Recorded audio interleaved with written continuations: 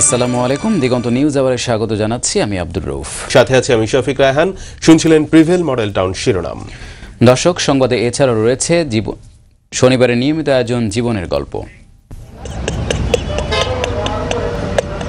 মাংস খাইতে চাইছে, এখন তো খাওয়াইতে পারি নাই, এখন বন্ধ করতেছে, আব্বা মাংস নিবা না। এবারে জানাবো বিস্তারিত সংবাদ। দেশে আর কোনো 111 না এলেও -2 আদলে -4 হতে পারে বলে শঙ্কা জানিয়েছেন ব্যারিস্টার রফিকুল হক। সকালে ঢাকা রিপোর্টার্স ইউনিটিতে এক অনুষ্ঠানে এমন শঙ্কার কথা জানিয়ে আগামী নির্বাচন নিয়ে দুই নেত্রীর মধ্যে আবারও আলোচনার উপর জোর দেন দেশের বিশিষ্ট এই আইনজীবী। শিবলি চৌধুরী কায়েসের রিপোর্ট। 2007 সালে রাজনৈতিক অস্থিরতার মধ্যে ক্ষমতায় আসে তত্ত্বাবধায়ক নামে জরুরি আইনের 2 বছরের সরকার।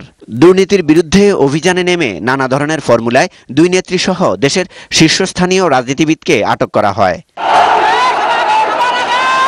ভিন্ন আঙ্গিকে সেই একই ঘটনার পুনরাবৃত্তির ইঙ্গিত দিলেন দেশের বর্ষিয়ান আইনজীবী ব্যারিস্টার রফিকুল হক। মুক্তচিন্তা ফোরামের এক সেমিনারে -2 ফর্মুলার আদলে -4 আশঙ্কা করেন তিনি। তবে কারা এর শিকার হবেন তা এড়িয়ে যান। প্রধানমন্ত্রী বলেছেন কি, উনি বলছেন যে কেয়ারটেকার বলা মানেই আসলে -2তে, মানে গতবারের কথা বলছেন। এই চিন্তা নিয়ে আমাদের চিন্তা করার কিছু নাই। -2 কখনই হতে পারে না, আরো -2 এর সঙ্গে আরো প্লাস হতে পারে। এই দুই যে মাইনাস যে বলছে, এটা কখনো মাইনাস হতে পারে না।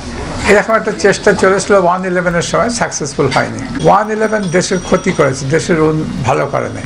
নির্দলীয় সরকার ব্যবস্থার যৌক্তিকতা তুলে ধরে এই আইনজ্ঞ বলেন, তত্ত্বাবধায়ক মানেই 111 নয়। তত্ত্বাবধায়ক বললেই যেটা 111 হবে, এটা ঠিক না।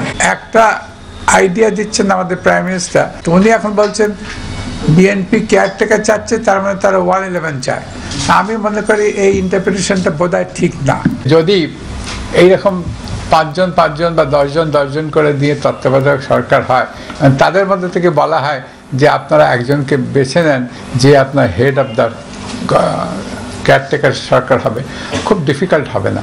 গণতন্ত্রের পরিবর্তে রাজনৈতিক দলগুলোতে স্বৈরাচারী আচরণ চলছে অভিযোগ করে জাতির স্বার্থে দুই নেত্রীর একসঙ্গে বসার বিকল্প নেই বলে আবারও মত দিলেন দেশের শীর্ষস্থানীয় এই আইনজীবী।